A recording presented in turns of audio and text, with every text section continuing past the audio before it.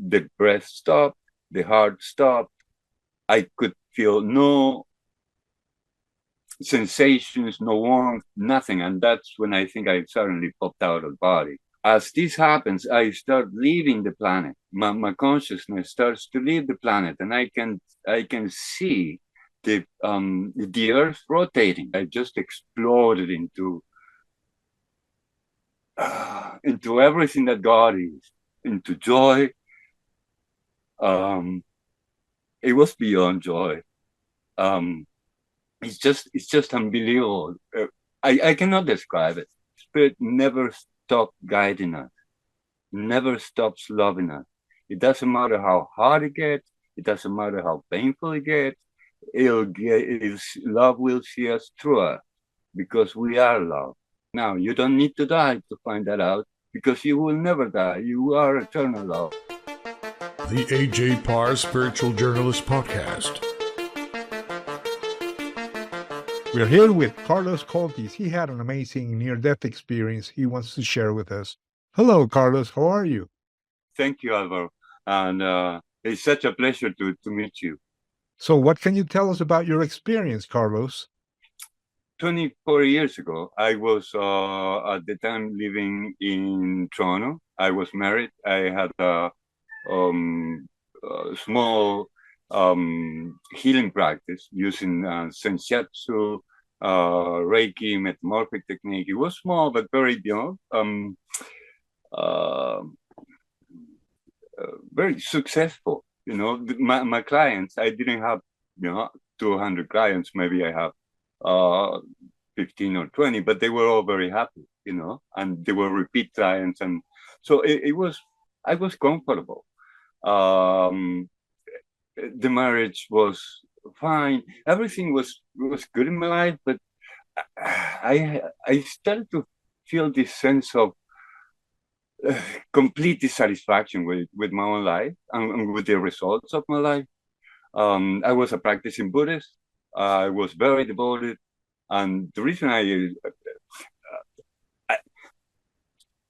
was a practicing Buddhist because I wanted to go to the I needed I needed the religious experience, but I didn't know how to get there. I needed to find out who I am. I needed to find out if there was a God, what is the nature of God? Uh, I had so many unanswered questions that I didn't know how to live my life. I really didn't, and I was entirely dissatisfied with it. And so at the same time, it was like a perfect storm. Now I can see how everything was planned, because now I know that I planned my entire life experience. So I know that was planned. I planned the perfect storm to bring me to this point where I didn't know how to live my life, and I couldn't stand it. I couldn't stand it. So I just surrendered because I had noticed that everything that I have done in my life, all the studies and all the good deeds and all the prayers and all the meditations and all the volunteering. I was volunteering at a hospice at the time. So all those things, none of these I found truly satisfactory. And I had this question about, in a sense, I guess the question is who am I? I had no idea. And I didn't know what was the nature of God either. That was the purpose of all my practice and everything. So we are in 1999. But my life suddenly, because I was questioning so much, my life practically crumbled. Every aspect of my life started to fall apart. I found myself homeless, living with somebody else, and I remember that the night where everything happened, I had been conditioned for about 2-3 weeks into letting go of everything that that I knew about myself and about life and how to live it, because I had no idea how to live my life. So I was in such a experiencing such a pain that I let go of thinking, because all my thinking was useless. It was leading to pain. So I let go of thinking, and then started to be, I didn't know it at the time, but I started to be guided by spirit, and I started to have all these beautiful mystical experiences. And then one night I woke up. I started to wake up at 3 o'clock on the dot. And this one night I wake up suddenly, I had the most peaceful sleep, and then suddenly, boom, you're up. And I feel how from within the body there is like an invitation. It's unbelievable how we feel this. But it was like an invitation to roll the body and sit down in meditation, like I was doing for so very often. Uh, I would adopt the zazen position, just sitting on my knees, and that's exactly how I landed when I roll off the body off the bed. And so I'm simply sitting. I was used to simply sit, because that's uh, a request that I got through spirit. That if spirit wanted me to do one thing, it was to sit and do nothing, which is the zazen meditation. And so, having let go of all my thoughts, all I had, it was this desire to just sit and do nothing, and that's what I do. So I'm used to this. I'm rolling off the bed, and I don't remember exactly the sequence. I'm started to think that maybe it was 2 different nights. But I could feel, I knew how Jesus feels in terms of vibration. I always, at the time, I started to feel Jesus as a vibration on the back of my head, in between my ears, the base of the skull. It's like a band, and there is a vibration that starts to be felt in there, and it's unmistakable to me.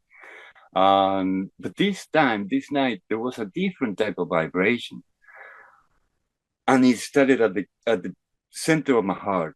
It was this most the sweetest feeling you could ever feel, and it started to grow and grow, and envelop my whole being, and that energy was entirely motherly. It was like the core energy, the core of the feminine energy of the universe, and beyond the universe.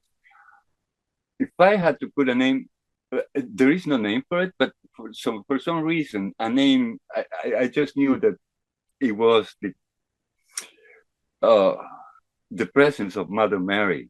And that's when I had my not my near-death experience, but um, a type of life review, because I saw myself from the moment I was born up to that very moment, that second. Um, and in that, as I see my life, the body was growing. I'm growing mentally, but I'm seen as a child, as a babe, all the time. And this was telling me, I didn't know how to live in this world. And this was the little child struggling to find out, its way in a place that is entirely foreign.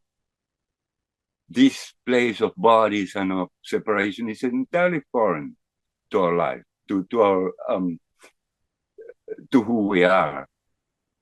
And so, what I was, and what this beautiful motherly energy was looking at, I was looking at through her eyes, and I just saw an innocent child of God struggling through my whole life. So there was no guilt, there was no blame. There was simply the understanding that whatever it is that I did with my life, I was always struggling, because I never knew, right? I was literally an innocent child of God.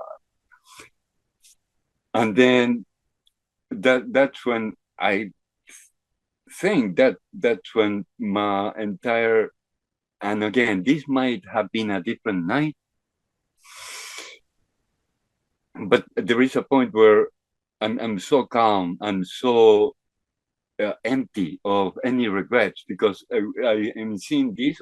Every regret that I had about my life was like taken away. It was like washed out. It was like wrinkled out of my heart, so my heart could open up, right? And so I'm in this beatific state, and then it comes Jesus energy, and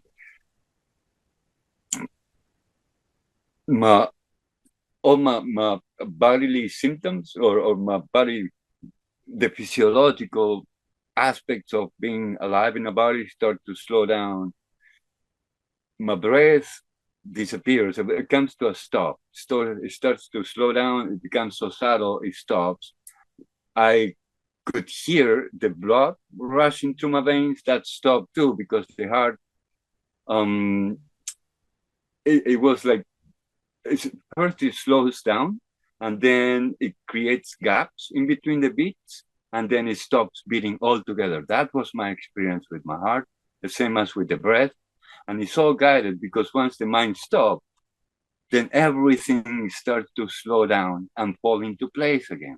So that's what's happening to me. Everything is coming into alignment with spirit. I knew, I had not thought. I was simply observing. The breath stopped, the heart stopped. I could feel no sensations, no warmth, nothing. And that's when I think I suddenly popped out of the body. Or I didn't even pop out. I was just watching it. Suddenly, the perspective changed from watching it, everything from within, to watching it all from without. Boom, just like that, right? As this happens, I start leaving the planet. My consciousness starts to leave the planet, and I can see the Earth rotating, And as I see it rotating, I realize that it's not love that makes the world go around, but belief. Once I withdraw the belief from a world, the world must disappear. So I understand this. I also I see people like leaving the planet as it spins out.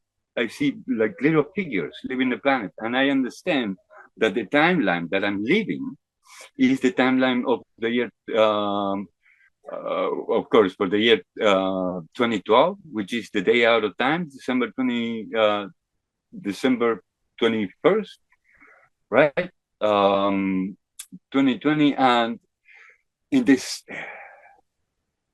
there is nothing to the world but belief make it so. And so we are entering a new age, a new era. And I knew that it was a time of ascension, a timeline of ascension, the one that I was living. That's what the people I was seeing. Right? It's all these consciousness that are have already realized that the true nature of the world and the nature of themselves, and so they're ascending, right?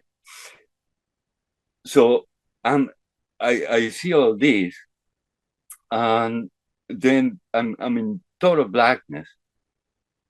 Out of this total blackness, I can feel Jesus, and I know the vibration. I know how it feels.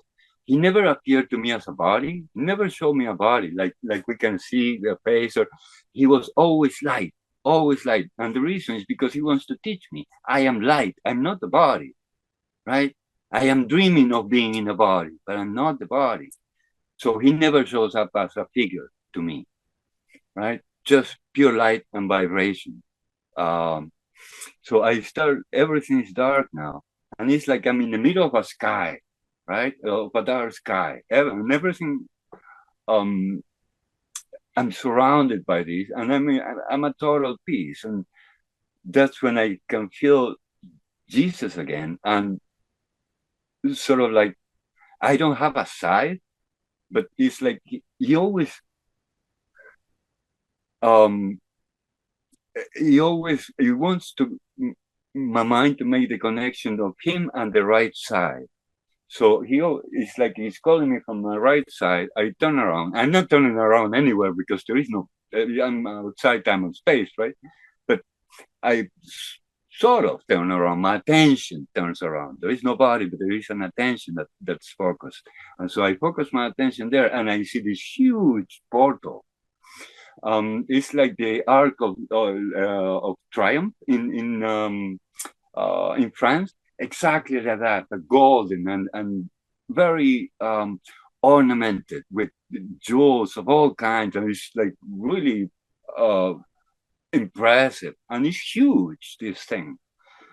And Jesus is calling me to come to the other side. And when I say Jesus calling me, what I know what is happening, and visually I see a giant ball of light on the other side of the portal of death, and me on this side, and light coming through the portal and reaching me with the message, come with me. And I think, and that's when I'm thinking, if I go through the portal of death, I'm this is the association I have in my mind. I'm gonna die. And then Jesus says, hey, buddy, come. Sort of, it's not exactly like that, but he's saying, trust me, come with me. And that's when I noticed that, if he's communicating with me, I see his light coming through the portal. If he's able to be here, he's coming through the portal, and he's able to be over there as well. That means, and the moment I didn't even finish that thought, that realization, Alvaro, I didn't finish it, and I went just like an arrow through that portal. And the moment I passed right underneath it, I realized it's a thought.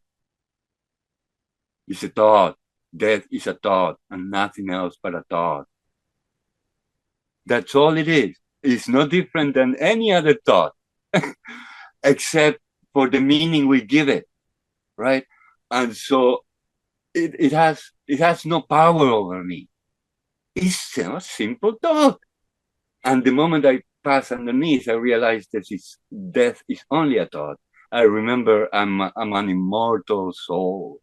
And the moment I did that, I just exploded into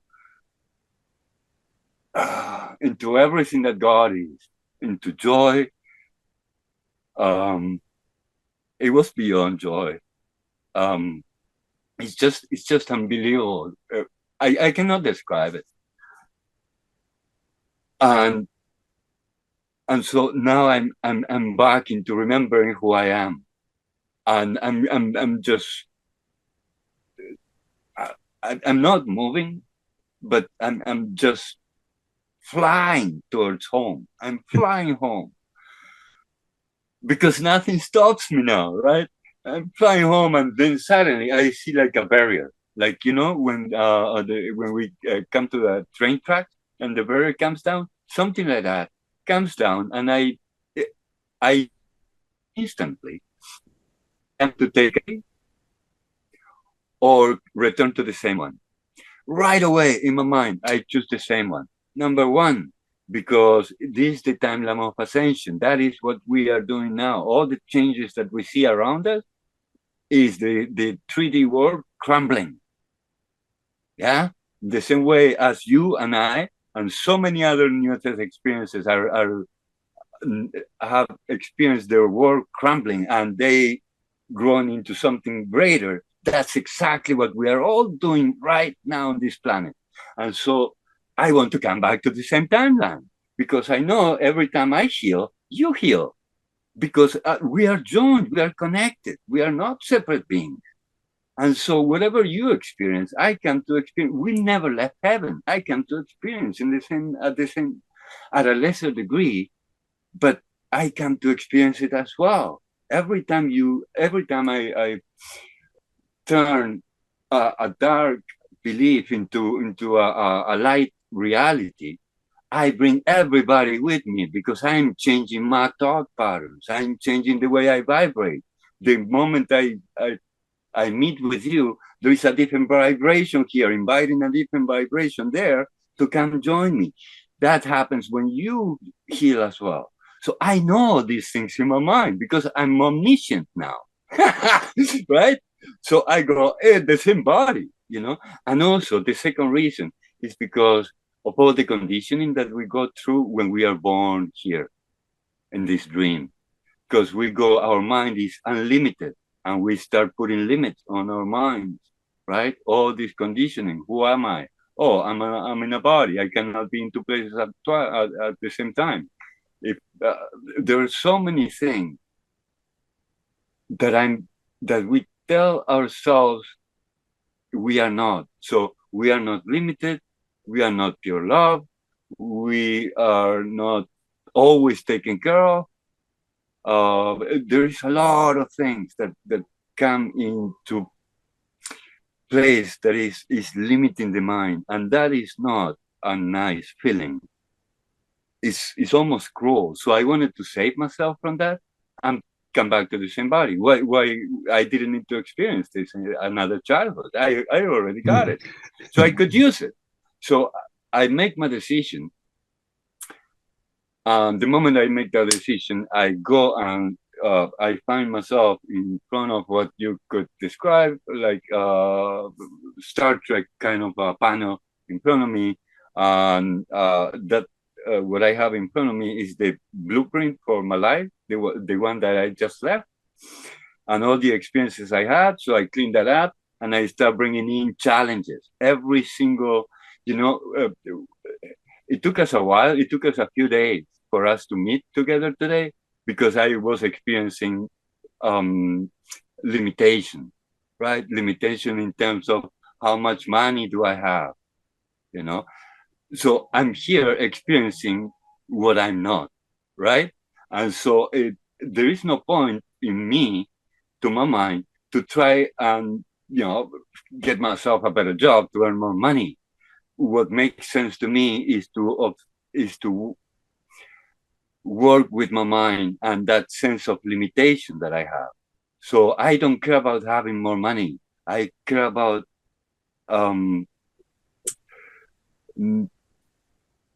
how free I experience myself right now. How much peace do I have in the midst of this tribulation, so to speak. But in any case, so that's what I want to experience. I am love. So every thought that I have that is unlike love, I want to bring it into my experience so I can rectify that. Yeah. So I create the blueprint for my experience. I move on to a new stage. I didn't see anybody. I didn't see anything. I didn't see pets. I didn't see parents. I was born. When I was born, my dad was dead already. So in this dream of being dead and alive. So this is something that I had. It would have been a great motivator for me, to find my dad in heaven. There was nobody in heaven because my dad. I have a different understanding of what a person is now. But in any case, I move on to this state. So I having in mind that this is a timeline of ascension, I really loaded the blueprint or the script for my experience. I loaded it with challenges. And the reason is because the more I work through at this point in time that is so key, so essential to our liberation, the more I work through, the more I elevate my own mind, my own state of mind. So I go from the darkness of fear to the lightness of love. That is what I want to do here. That's why so many challenges.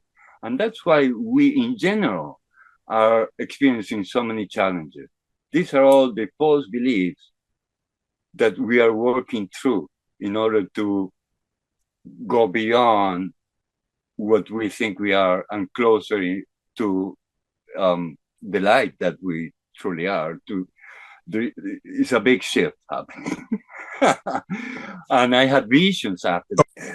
What brought my awareness back into the body was the fear. Once I finished writing the script, I went into a state. It was like a holding state, and I felt terror pulling me down back into the body. So many people experience the tunnel when they leave the body. I experienced it coming back down. And so I knew that what that was pulling me back down into this low level of vibration is there's two fears, two terrors, I call them. The fear of being entirely alone and the fear of being entirely destitute. And that's exactly what I'm experiencing here. So I'm experiencing my own fear. I have nothing to fear because I know those things are not real. They're all based on belief. So how do I do this? How do I shift from the low vibration of death and body to the high vibration of light and spirit and eternal life, which is what we are, right? And all this is through forgiveness. When I landed back into the body, I had no past. I was the Holy Son of God, really walking on earth, being here but not up here. I was enlightened. I was enjoying the state we are going into now, which is a state of grace. Once all the beliefs that I have about myself are gone, everything that I get to experience is the peace and love in my heart that surrounds me and surrounds everything around me. So how do I get to that level? Is through forgiveness. Now, I had at the end of these 3 weeks after the near death of this big experience or light episode, Jesus appeared to me one more time. I was guided all the time. I was living like in paradise, except that people didn't know it. I was the only one knowing it. I was the only one knowing that you're holy, and so you're worrying about missing the bus. And I'm just quietly laughing, like saying, oh my God, if you knew who you were, you would be jumping up and down and joy you'd miss the bus because it doesn't freaking matter. And this would be the demonstration that you are literally immune to harm, right? So everything would be a reminder of our holiness and our eternal life, our joy, and such. So at the end of these 3 weeks, I'm resting in peace, in God, in laying down in bed. I was totally awake, and there was a portrait of Jesus on that bedroom where I was. It was at a friend's place. I was homeless at the time. And which is perfect, everyone that comes here believing is about is homeless because we think we are away from heaven. So we're all freaking homeless here. This was no different to me, right? So some people is house, some are not. That's all. That's the only difference. And so out of this portrait, I start to feel the vibration. I start to feel the hum and the light. And I have this experience. You can hear or read it elsewhere. But where Jesus asked me 3 questions. The first question is, would you bring everybody to? Would you look for God and only God? Would you bring everybody to heaven with you? Which means seeing everybody as innocent, just as I am. That's how we bring them to heaven.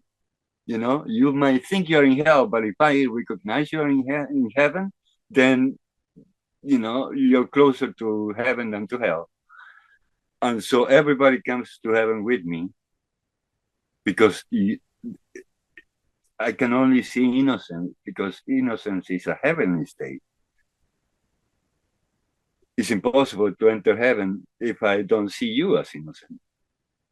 And this, and the third question was if I would accept myself as Christ, my true and only identity as Christ. To me, Christ is not a religious figure. To me, Christ is the first light, the first creation of God. That is Christ. That is what you are. That is what I am, together and individually. And so that is I answer yes to those three questions, and I see on my forehead, like in my immediate field of vision, but like on my forehead, I see the number 365, and then it disappears. It comes in and out in a flash. Jesus starts to withdraw this his presence, and I go, okay, I have 1 year to fulfill this promise. And the year comes and goes. Of course, I don't fulfill the promise because the plan is for me not to remain in that beatific state, but for ego to start coming into again, right? So I can feel all the ego programming coming in. And I go, oh shit, I don't want this. And then part of my mind understands and accepts everything, sort of remembers, hey, this is meant to be. And so I let things happen. I let the ego return, and and lose sight of that beatific state. I know it's deep within my heart, but it's covered up with things of this world, things of time and space. So number 365, a year comes and goes. I get all this ego bombardment that starts now. I try to fulfill the promise I made to Jesus, and I'm totally failing. So I start to get really down on myself. And then for a birthday, I get as a gift a book. And the book is A Course in Miracles. And the moment I open the Course in Miracles, I see it has 365 lessons. Exactly. So that's what Jesus is telling me, right? So he's leaving me crumbs in a way, right? For me to follow. It's not, and the reason he's giving me crumbs and not a grand vision for the future is because if I'm here to learn how to follow guidance, right? And so I am to be like a little child. I need to be told that I need to put my socks on before I put my shoes. Right? So I'm not supposed to bring whatever it is that I learn about life into action, because everything I learned about life was wrong. It was based on a limited person, right? And so it is through the study and the practice of A Course in Miracles that I'm healing my mind, so the heart can shine. Really, that's all it is. It's just changing my mind about who I am. And I do that through the process of forgiveness, which is the most important thing I can share with you guys. Your life is guided by the hand of love, of true pure love. Your life, my life, has been created by love. It's our thoughts that interfere and doesn't allow us to see that. But life itself is leading us to love. So we can, knowing this, we can rest in the present moment and start communicating with Spirit. There is nothing greater. There is no greater gift that we have that this point of communication with Spirit in our heart. And it comes in many ways. Spirit never stops guiding us, never stops loving us. It doesn't matter how hard it gets. It doesn't matter how painful it gets. Love will see us through us, because we are love. And so my message is that, there is a point in your heart where the truth resides, Be still and know you are one with God right here and right now. You don't need to die to find that out, because you will never die. You are eternal love. You will forever be eternal love. So all that is within your heart. Be still and find that out for yourself, because it's the experience that teaches. There's no word that teaches. I can tell you a million words, but if you don't see that my words are true, then they're worthless, really. And the way to know the truth is by experiencing it. And every single one of us that had a near-death experience of a big experience of the light will tell you the same thing. We are not lying. This has been the A.J. Parr Spiritual Journalist Podcast. Please like, share, and subscribe.